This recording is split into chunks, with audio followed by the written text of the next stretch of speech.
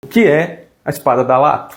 A espada que nós usamos aqui na Porta de Ferro Esgrima Histórica. Por que ela tem esses anéis? Ela é uma rapieira? Vamos lá. A espada da Lato é uma espada que foi usada principalmente entre o final do século XV e o século XVI e foi muito popular durante ali o início da Renascença. Ela é bastante associada aos tratados do século XVI da cidade de Bolonha, a Escola Bolonhesa de Esgrima. A Escola Bolonhesa, que tem diversos autores que deixaram tratados, que são inclusive os que a gente usa aqui na Porta de Ferro, como Marozzo, Mantiolino, Dall'Agocchi, Anônimo Bolonhês e mais. Então, espada da Lato é um termo italiano que significa simplesmente a espada que está ao seu lado. É uma espada que era utilizada no dia a dia, fazia parte da vestimenta dos cavalheiros da época. Em inglês você vai encontrar essa espada pelo nome de Side Sword, deixando claro que essa é uma versão de treino de baixo custo, então ela não é tão bonita quanto as reais. Uma de verdade seria desse jeito.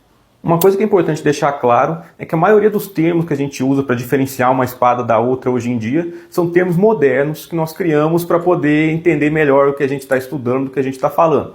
Porém, na época, na grande maioria das vezes, as espadas eram chamadas somente de espada. E o termo espada da Lato aparece simplesmente para designar que é a espada que a pessoa estaria usando na cintura. Porém, como esse termo foi bastante usado nos manuais que tratam desse tipo de espada, acabou pegando esse nome para os dias de hoje. Então, para entender a espada da Lato, é preciso voltar um pouco no tempo para a Idade Média. Durante toda a Idade Média foram comuns espadas parecidas com essa aqui. Espadas de guarda simples, que tinham apenas uma cruz para proteger a mão. Durante a Idade Média, as lâminas variaram bastante, porém a guarda não teve muitas modificações. Para quem não sabe, a cruz de guarda serve justamente para proteger a sua mão. Quando você bloqueia um ataque, muitas vezes a lâmina do adversário pode deslizar, e se não fosse a cruz de guarda, poderia pegar na sua mão. E nem sempre você estaria usando uma manopla. E também te ajuda a controlar a lâmina adversária.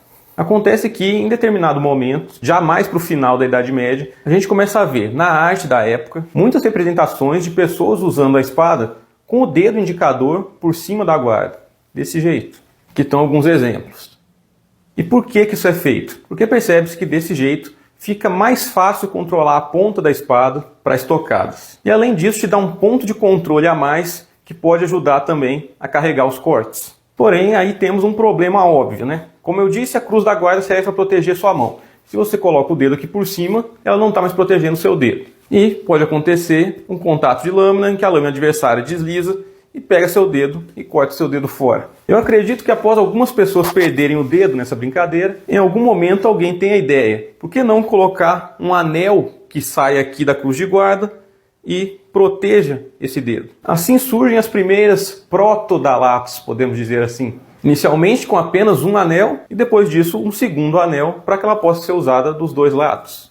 Em meio a isso, é uma época em que, com o avanço da metalurgia, das técnicas de forja, as espadas vão ficando mais acessíveis para o público geral. E vai se tornando cada vez mais comum o uso das espadas num contexto sem nenhuma armadura, sem manoplas. E começa a crescer uma cultura de duelos também. E com isso, então, vai surgindo a necessidade de proteger cada vez mais a mão que segura a espada. Visto que a mão é o alvo mais fácil de ser atingido, já que é o alvo que está mais perto do oponente, na maioria das vezes. Então, em algum momento, surge a ideia de conectar os dois anéis, formando um terceiro anel que protege a lateral da mão e pode proteger de ataques que deslizem no chato da espada. E por último, surgem alguns exemplos com essa barra aqui, protegendo a frente dos dedos. Normalmente se chama de espada da Lato ou Side Sword todas essas espadas que vão desde as que têm apenas um anel até espadas com guardas mais complexas. Mas então você pode estar pensando, então ela não é uma rapieira? Rapieira é uma espada que é bem conhecida aí por jogos de RPG e etc, que parece bastante com isso aqui. Porém a diferença principal é: primeiro, a maioria das rapieiras possuem ainda mais proteção para a mão do que essa, com barras que protegem toda a lateral da mão, ou às vezes até um copo, parecido com as espadas de esgrima olímpica atuais. Em segundo lugar, as espadas da Lato basicamente têm lâminas similares às espadas medievais. Como eu falei, essa aqui é uma espada de treino, então ela tem essa lâmina mais estreita, porém os exemplares reais teriam a lâmina mais parecida com essa aqui, como uma espada medieval. Assim como na espada medieval tem bastante variação, mas em geral são lâminas que são boas tanto para estocar quanto para cortar. Ao contrário das lâminas de rapieira, que são lâminas mais estreitas e mais especializadas na estocada. A rapieira basicamente faz uma troca em que ela perde espessura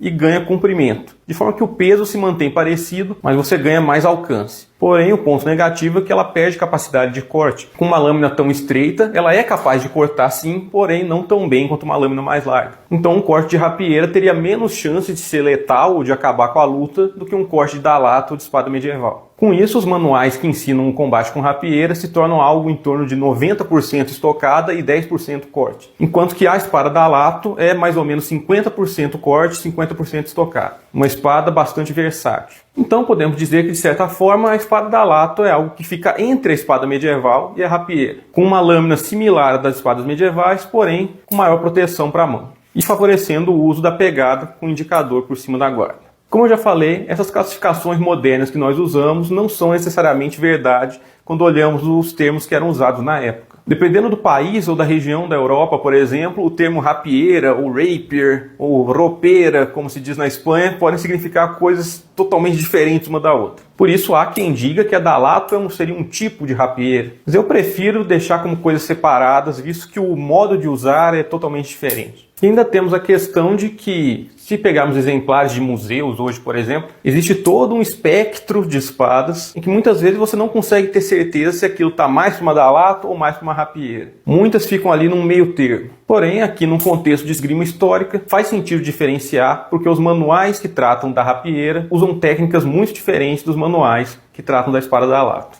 E por que eu gosto da espada dalato? Basicamente porque ela é uma espada extremamente equilibrada. Você treinando com ela, você vai aprender muito, tanto cortes quanto estocadas. Ela é bem equilibrada no quesito proteção para a mão também, porque ela tem uma proteção bastante interessante, porém que não é volumosa o suficiente para que chegue a atrapalhar o uso dela na cintura. Espadas com guardas muito grandes, principalmente que se estendam muito nas laterais, podem incomodar no dia a dia quando a pessoa tinha que usá-la na cintura. Quando a guarda não se estende muito para as laterais, você praticamente esquece que a espada está ali. Foi isso. Se você quiser saber mais sobre esgrima histórica, segue a página, dá uma olhada nos vídeos. E se você for de Belo Horizonte e quiser aprender a lutar com uma espada dessa, me manda uma mensagem que eu te respondo lá.